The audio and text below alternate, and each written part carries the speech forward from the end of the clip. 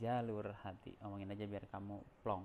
Oke, sobat-sobat YB, kali ini ada sebuah pertanyaan yang sangat sederhana dan saya tertarik banget nih untuk membahas uh, permasalahan ini yang kita semua pasti ngalaminnya. Jadi pertanyaan singkat banget, kenapa ya aku susah tidur akhir-akhir ini? Oke. Uh, Permasalahannya tentu luas lah gitu kalau bicara tentang pola istirahat atau pola tidur. Nah, buat kamu sobat-sobat DAB yang ngerasa bahwa kamu memang akhir-akhir ini sulit tidur, bahkan kurang tidur, kalau bahkan dalam beberapa kasus itu menjadi insomnia ya, sulit tidur sehingga harus dibantu dengan obat.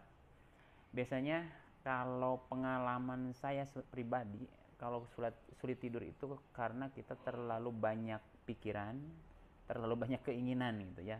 Jadi banyak pikiran itu dasarnya karena kita banyak keinginan. Jadi teman-teman sekarang kita mulai runut nih, satu bahwa kita harus bisa mengendalikan emosi. Emosi itu berkaitan dengan keinginan, kemudian juga uh, impian yang kadangkala kalau tidak bisa dikontrol itu menjadi kita terlalu egois atau terlalu bernafsu sehingga lupa akan kemampuan diri kita, lupa akan waktu misalnya, dan bisa melupakan hal-hal yang harusnya kita bisa menikmati ritmenya atau masanya. Ingat bahwa hidup itu perjalanan, jadi tidak bisa kita, orang Sunda bilang ngarawo kusiku gitu ya. Jadi dalam satu waktu kita bisa mendapatkan segala hal atau semua hal, karena sifat manusia itu selalu kurang, ego itu selalu kurang. Misalnya kita pingin, ketika kita tidak punya motor pingin motor, ketika sudah punya motor pingin mobil, ketika kita punya mobil maka mobilnya ingin tipe apa gitu kan, seperti itu kurang lebih. Jadi tips pertama sih buat kamu yang memang merasa kurang tidur, coba deh analisis kamu itu akhir-akhir ini ngalamin masa apa gitu ya. Misalnya resah karena sebuah masalah, stres karena menghadapi masalah, kemudian masalah itu belum terpecahkan. Nah, kita coba urai satu-satu dengan memecah masalah. Satu hal, tipsnya adalah coba kamu keluarkan atau aktualkan atau bicarakan dengan seseorang yang kamu anggap percaya. Ya, kalau dalam bahasa yang lebih keren lagi disebutnya, kita harus tahu coping kita siapa. Jadi misalnya kita buat punya sohib yang sangat dekat, kemudian ataupun sahabat yang sangat begitu akrab dan dia sangat nyaman kalau kita ajak bicara. Sebaiknya kalau kita mengalami sebuah masalah, ceritakan.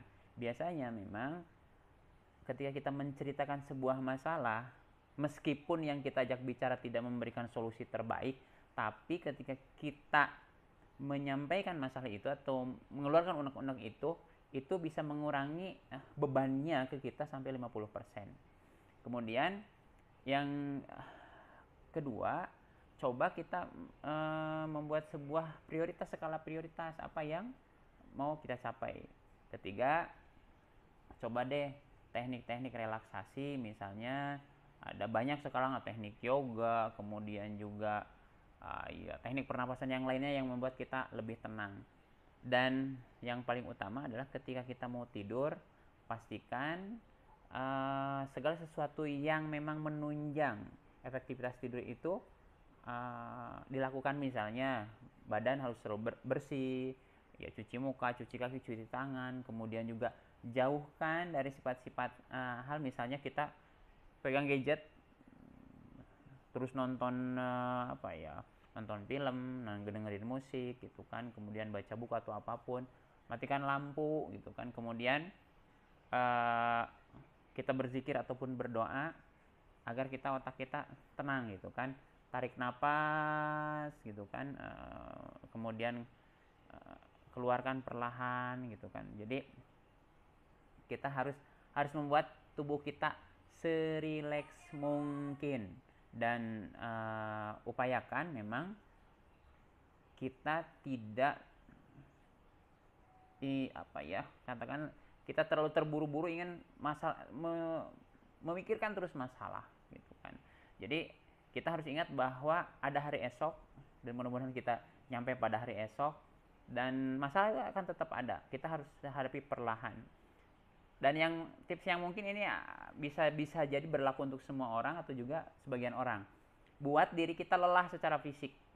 Jadi misalnya ketika kita lagi stres, kita perlu aktualisasi dengan cara berolahraga.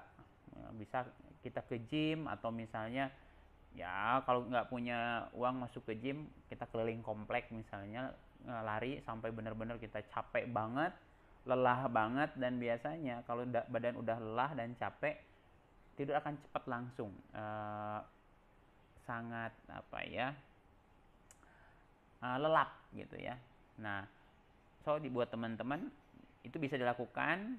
Tambahan lagi, di kamar mungkin disiapkan aromaterapi misalnya gitu kan. Jangan sampai di kamar ada bau-bauan yang justru itu mengganggu penciuman kita, menjadi nggak enak, justru jadi nggak betah di kamar. Pastikan kamar itu menjadi tempat yang sangat nyaman buat kita, tempat kita benar-benar untuk istirahat. Ya kalau kita bisa punya sedikit modal, pakai aromaterapi misalnya kan, seperti itu. Mudah-mudahan itu bermanfaat. Jadi buat teman-teman yang sulit tidur, pertama, kalau itu karena masalah, coba uraikan masalahnya, kemudian ceritakan pada orang-orang yang kita percaya agar mengurangi bebannya. Kemudian ingat bahwa masalah itu selalu ada. Perlahan pecahkan dengan bertahap. Kemudian juga tubuh kita harus bersih ketika mau tidur. Kemudian pastikan ketika akan tidur suasananya memang mendukung untuk tidur. Jauhkan dari gadget, kemudian dengar musik, nonton TV, nonton film, ataupun misalnya baca buku. Matikan lampu di kamar. Kemudian yang lebih spesifik lagi biasanya, sebelum itu kita olahraga, buat badan kita jadi lelah gitu dengan berolahraga, dengan nge-gym. Nah itu biasanya badan yang capek, biasanya si tubuh itu akan menagih untuk kita istirahat gitu ya. Dan yang paling utama adalah kita yakin bahwa semua masalah itu ada solusinya gitu kan.